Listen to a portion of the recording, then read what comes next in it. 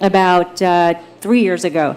And actually, she asked me today, she said, oh, you probably see tons of startups. Well, I see so many startups on a daily basis, and people introduce me to them all the time. So let's take that down. Well, this is going live, but so we're going to take that down now.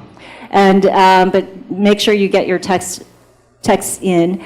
And so I get this email from Reid Hoffman, and he says, oh, you know, this gal, she's great. She's a fellow Filipino-American entrepreneur, and you should definitely meet her. So I figured, oh, of course I should meet her because, you know, coming from Reid, she's probably pretty cool. But she's probably this young entrepreneur, probably doesn't know what she's doing, and she probably wants advice from me, and I'm thinking, okay. So we have these emails. I don't have much time to meet with her, but she finally comes over, and I quickly realize that I'm totally wrong about her. So and she's very humble too. She's like, oh, I went to a small school in Boston. She went to Harvard, and then she said, I've got this tiny startup, and she raised $40 million. And so I'm thinking, okay, this chick is hardcore. She doesn't have kids. All she does is work.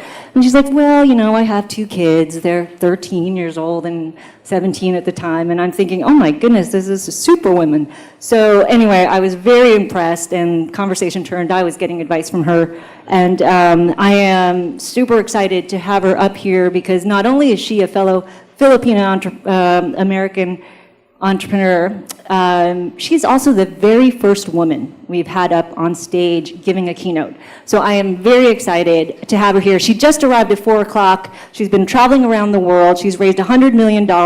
She has 2 kids, and she's amazing. So Sheila, come on up.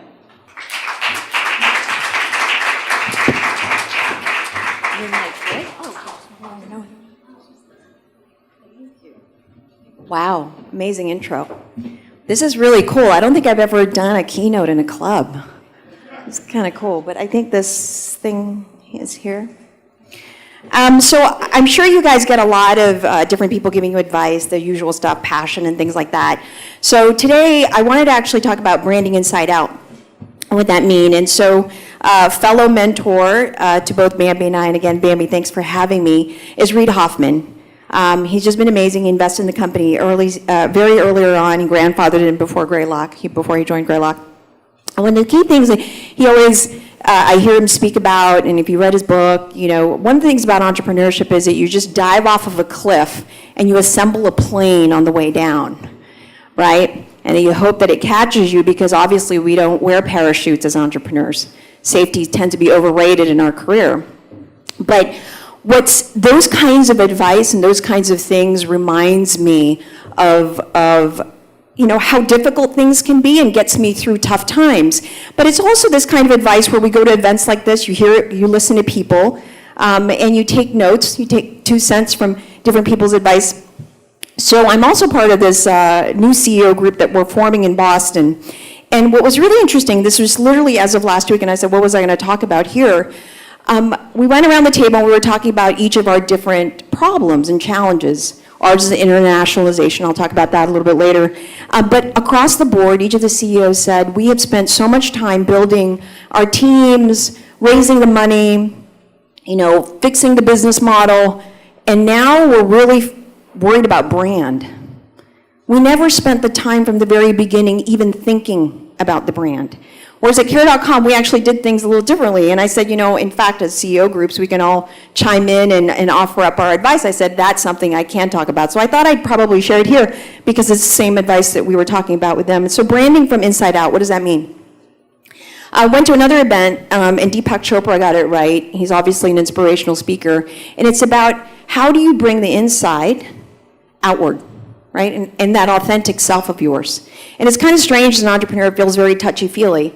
But haven't you ever written a paper in college, and when you bang it out really, really quickly, because it just came natural, because the thought was flowing, and you were kind of in the zone? That's kind of similar to building your brand, right? Do you have an authentic story to tell?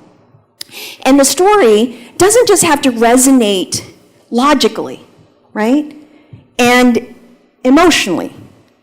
The most important thing in great storytelling is it's got to come from here, right? Because we know when we're being sold. You can sit in front of someone, meet them for the first time, have coffee with them, and just kind of say, I don't know, I don't really like this person. Your gut tells you that.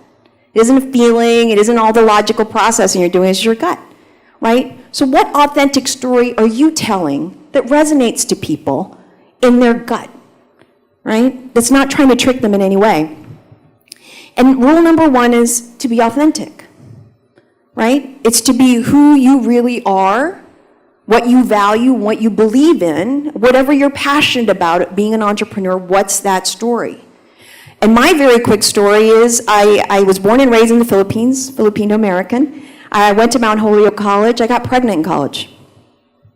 That's why today we have a 20-year-old. I'm still married to the same man, 21 years. People always ask me, I look Asian, and of course they think, are you in your 20s and you have a 20-year-old? And I say, yep, nope, not a stepson, he's my son.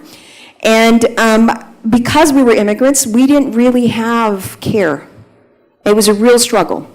And then a few years later, we had another unplanned pregnancy when we were in grad school, and I asked my parents to come help out.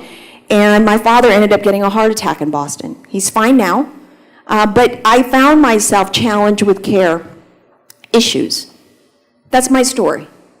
It's real, it's exactly what happened, and it was really, really hard.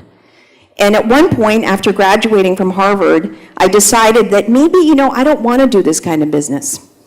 Maybe I need to pursue something else that I'm truly more passionate about that's sexy, because I got an offer to be CEO of a hot mobile entertainment company.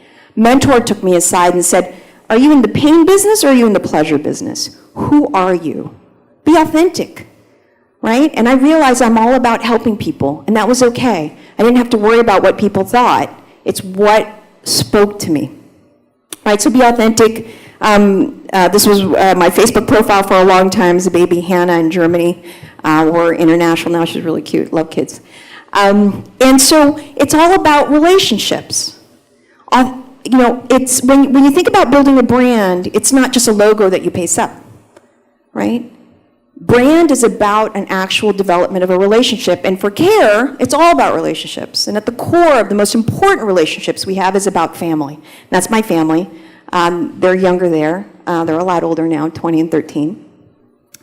And we developed, so part of building a brand is a logo. It's a cradle to show kind of you're taking care, and that we develop a tagline. This tagline didn't take us very long to create because it felt right.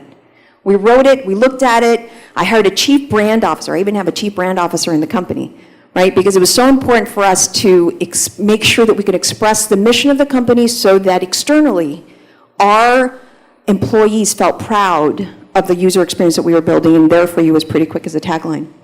And so our mission is to really help families find caregivers now all over the world. We're in 18 countries. And it's childcare, senior care, special needs, pretty passionate about that. Pet care. Match Puppy, I don't know if he's still here. We can talk about that. Rule 2. So it starts in, right? Building your team. You hear a lot about this, team and culture. How many of you guys seen Gladiator? My favorite movie. People always ask me, I can't believe you're like Mom. Like, how could that be your favorite movie? I think, I tell you, every time I watch that movie, I at least watch it once a year. I love that image in the arena. Do you guys remember that? The Battle of Carthage, and he gets down, and he's looking at everybody, and he says, who's with me? Right?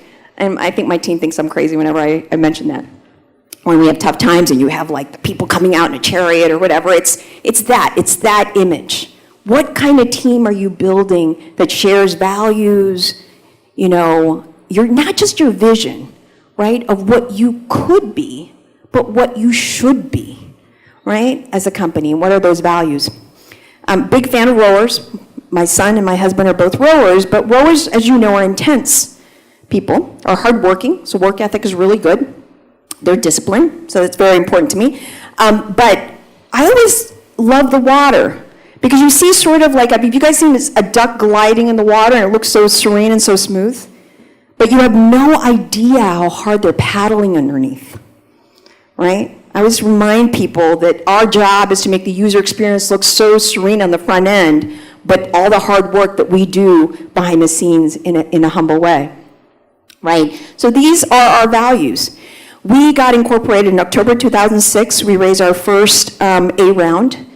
And within a week, we wrote our values, which was really, really important. People, always ask me, why did you do that? Because we went up to a whiteboard as a group of founders and we said, what kind of people do we want to hire? What kind of people do we want to surround ourselves to build this company? That's building your brand very, very early. We're transparent. My whole office is glass. Everybody can see every meeting that I have, anything that happens, what I'm doing on the computer, right? So we're pretty open. Humble, really important to us. I always remind people, it doesn't matter how successful the company is, do not drink the Kool-Aid. Do not drink the Kool-Aid. I don't know how much, if you see us in the press, whatever happens, always remember how hard it was to knock on the doors to even get the first meetings. And it's going to happen again because it's in our blood and we're entrepreneurs. We're going to start another company. I'm pretty sure about it, and it's going to be hard again. So do not drink your own Kool-Aid. Really important. Entrepreneurial, right? Take risk, respectful, right? I always say it's really hard to hire not only smart people, but kind people, right? That's my diplomatic way of saying we have a no assholes policy at care.com. And excellent. We take ownership and deliver with high standards. And it's about having fun. This is actually casino night. You'd think it's stock photography, right? But this is actually, it was one of the most popular events in the company. In fact, they even give a little coupon award it's a hug coupon, a Sheila coupon. Whoever won it, that would have little coupons they would give, and I would hug them whenever I got the coupon or something. I don't know, they kind of came up with it and they did it on their own. We do a lot of things in the culture. Every April, we move everybody around. They change seats, non-negotiable. They don't sit with the same team so that there's no turfiness. I encourage everybody to be part of the culture and to be mostly a corporate citizen before they're a functional citizen of their own group. We do a lot of those kinds of things. Our fund force plans everything. I don't check on it. It's a lot of empowering in terms of designing the fund in the company. This one's really important. I just went to an event that Reed Hastings was speaking from Netflix. One of the key things when you're growing your company is always worrying about the next hire that's going to ruin the culture. You want to kind of preserve it. You guys have those conversations and people are nodding. He said something really interesting that changed my perspective on building culture. He said, why doesn't culture get better as you grow? Why don't you think about it that way? And if you start talking to your employees that way, that's how they think about building the company, right? Brands and cultures evolve, their relationships. I don't know, I've been married for 21 years. Our relationship has evolved. It doesn't stay steady, right? It's developing that. Why doesn't it get better? It's not supposed to grow old, it's supposed to get better. And then if you haven't, I'm not going to spend time on this, there's a great YouTube video, I think Daniel Pink, a TED video. They've even created sort of the drawings of it now. But key thing is to focus on autonomy, mastery, and purpose. If you really want to motivate, there's so many studies, it's not about how much you're paying them, right? To build a great employee team. Okay, rule 3. Think long-term, not one-night stands. One of the, I worked very briefly at a VC firm, not knocking VCs in the audience, but one of the key things that troubled me is I always felt like I was dating. I felt like a Match Puppy website. I felt like I was always meeting a great entrepreneur and, spending all this time doing due diligence, and maybe the entrepreneur wasn't right, maybe the idea wasn't right, and I felt like I was just dating. And I've been married a long time.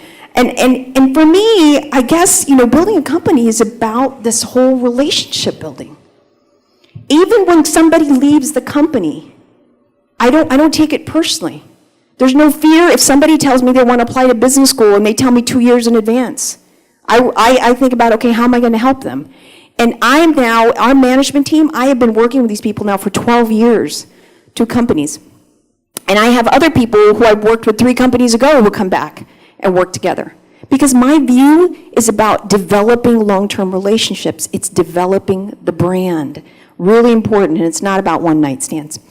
I love this picture because even when you raise money, and I know sometimes it's tough to raise money and it's tough to be picky, right? But the going joke is, of course, you get married to your VC, right? Because you're on your board, make your life difficult, all of that, right? But the partnership is the mother-in-law. The lead partner is the mother-in-law. Your partner on your board may change. So every time that I've raised every single round, I make it a point to not only have coffee early, months in advance before I need the money, to really, and they always say, are you interviewing us? It's usually the other way around, right? Because I don't even bring them a pitch deck. All I'm doing is having coffee with them because I want to see what their personality's like. But when I go to that partner meeting, I pay attention to the dynamic in the room. Are they talking over each other? Are they being respectful of each other? Right? Are they reading their BlackBerries? Sorry, iPhones. Are they even paying attention? Right? Because at the end of the day, the partner may not stay on my board. It's about the VC firm. I got to pay attention to that because it's a family buying into a long-term relationship with our brand. Right? And why is that also important? Because a combination of investors and advisors, my philosophy in life is that if you build your brand, the best way to do it is when other people talk about you. And you hopefully in a good way. Right? So you want to surround yourself with advisors and investors who champion and sponsor you. So you have to be picky. Not only do you get along with them, and not only do you have a shared vision, right? But they're going to take it above and beyond because they are looking out for you and they're always talking about you. And I advise a number of startups. I'm advisors for some companies. And I'm at the very beginning, I will sit with them and strategize in my network. Who do we need to surround you with to build your brand? Really critical and important because the networking and the opportunities just continue to grow if you surround yourself with the right people. And of course, there's a quick elevator test, right? If you got stuck in an elevator, you guys know this, would you want to spend time with this person? I'll give you an example, Tony Florence of NEA, he now runs the consumer internet part of NEA, and I was fortunate that even before he got promoted to do this job, he decided to join the board of Care.com. He's amazing. He flew out 2 red eyes with me to negotiate a deal in Europe. Not all VCs do that, right? He's committed. And each of my board members, I make sure that they do not read their phones during a board meeting. You think I'm like a really intense person, but look, if we're going to spend time together, I want to know that you're really interested about the company. And I go above and beyond. I do a lot of things for them, introductions to companies, advising their other CEOs, whatever it takes because it's about a long-term relationship I'm developing with the firm. Okay, nearly done. Rule 4, build for scale. So when you're building a brand, right, it starts within, building your team, right, building long-lasting relationships of everyone that surrounds you, but then how do you build it for scale? Which is really critical and important. And you kind of think about this from day one. It's kind of like, I know you're entrepreneurs, you're worried about raising money, you got to create a business model, and now you got to think about building a brand for scale. What does that actually mean? I thought there was a great quote from Jeff Bezos. On the internet, companies are scale businesses characterized by high fixed costs and relatively low variable costs. You can be 2 sizes. You can be big or you can be small. It's very hard to be medium. A lot of medium-sized companies had the financing rug pulled out from under them before they could get big, right? So think big. Think about a big vision that you're really creating for yourself. It's a combination of this ambition with pragmatism, right? But the key thing about this, and Reed always talks to me about this, and I really believe in this, and this is just talking about our big vision, but what I really want to get to in interest of time is testing and iterating. You can have a huge vision, but the key thing in scaling something is constantly testing and iterating. In fact, my big mantra is about evolutions, not revolutions. It's a quick story. I wanted to launch international within year 2 of Care.com. Everyone thought I was like, that's crazy, right? Because I had it's got to be the global destination for care, because senior care, my parents lived in the Philippines, right? When you're thinking about care, you could live anywhere, and you want to make sure that your dependents are cared for, your loved ones. And it took some time. It took a lot of testing and iterating, a lot of listening. So again, brands evolve. It's about it's about relationship building, but it's also about testing and iterating. How many of you test and iterate in your relationships at home? You're like, oh, maybe I'll try it this way. Maybe I'll say it this way. Maybe, we do it all the time. It's the exact same thing. Not that different, right? It's about evolutions, not revolutions. So I'm about to show you actually the last video. The key thing when I talked about what Reed said when you're jumping off of a cliff, normally I always give advice to my mentees to say, just don't look down, right? Just look at the horizon, it'll all be good. But this video really inspired me. I saw this at, I think it was Google Zeitgeist. So I don't know if they're ready to play it. I'm actually going to end with this, and it does require a parachute, but it was so inspirational, and you could see some amazing branding on this. Is it ready? Anyways, how many of you guys seen Breaking the Sound Barrier? Have you guys seen that one? By Red Bull?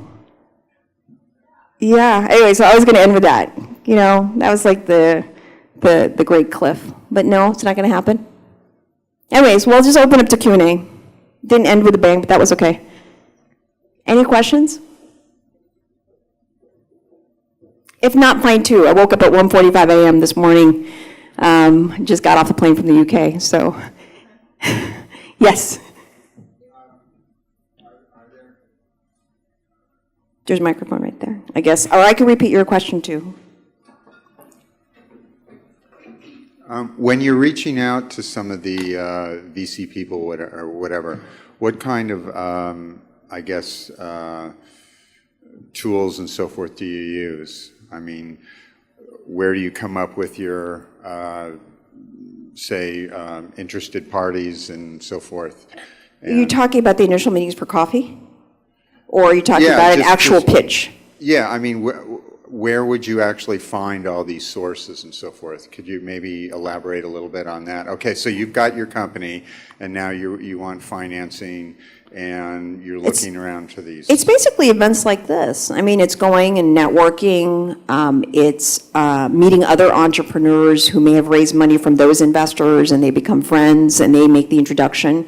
Like, for example, Bambi said she meets so many companies. I don't think she would have ever taken my meeting unless Reid Hoffman introduced me, right? So it's all about who makes the introduction, right? And it's that opportunity and developing real relationships with people where it's a give and take. And so if you're helping another entrepreneur with something, then they're probably open to introducing you, for example, right? I mean, it really is that. I mean, networking is such a bad word that people think about, but I actually enjoy it, and I think it's just part of being a successful entrepreneur.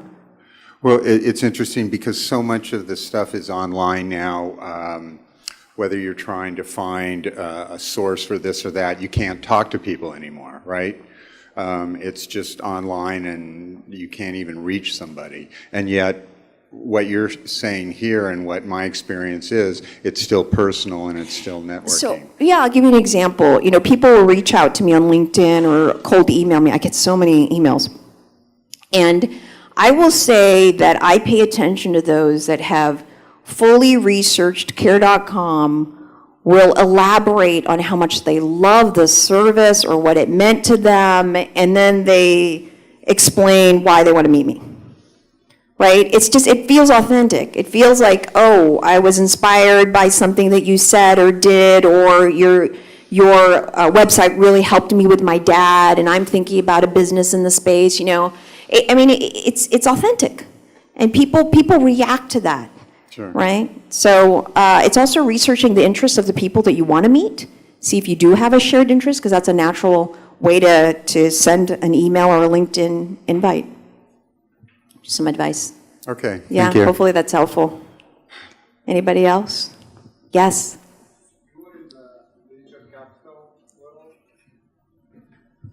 So you were in the venture capital world before you started this venture. What made you exit the venture capital world and create a company? I'm asking because I'm noticing that few VCs nowadays are doing that. I wasn't really a full VC. I was an entrepreneur in residence, but I was exploring the potential of a career as a venture capitalist.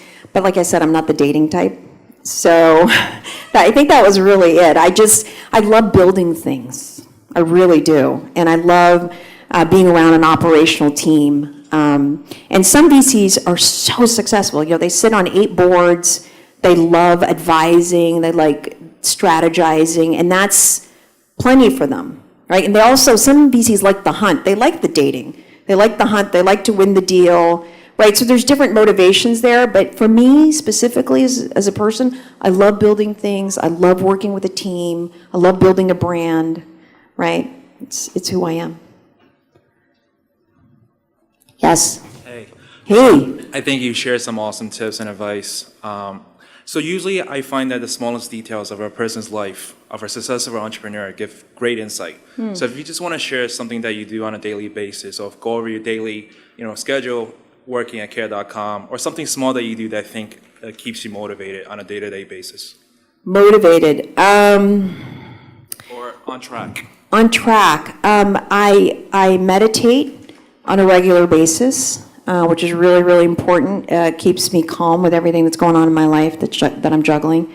I don't mind plane rides because I actually really enjoy journaling in terms of tips. I do everything from context switching to so many different things like the public speaking. There's a great tip that I use. It's called a 4-7-8. You breathe in 4, you hold for 7, you let out 8. And this is for all. This is scientifically, so this isn't like a hokey meditation thing. It's 4-7-8. And cycles of 4, proven to bring your heart rate down. And I used to do that 10 times a day. Right? Now I probably do it once a week, right? Because I've gotten to a point where I kind of know where my zone is. Last one. Yeah. Good evening. My Hi. question is in regards to a conversation around vertical social networking models. Okay. So we've been working on Christgroup.com for 6 years. And we're a specialized market. We're a Christian social network. So no one's trying to be another Facebook or another Twitter social networking, but I want to know the conversation at the industry level of the decision makers of vertical social networking models as it relates to communities of people with the same concerns or issues. Actually, it's starting. I just agreed to invest and advise a vertical social networking website, and I've seen a few business plans. I get pitched quite a bit. As well, and I think it is starting. I mean, if you looked at what happened with dating, with jobs, right? It's happening. Great, thank you. Yep. All set? Yeah. All right, thanks for having me.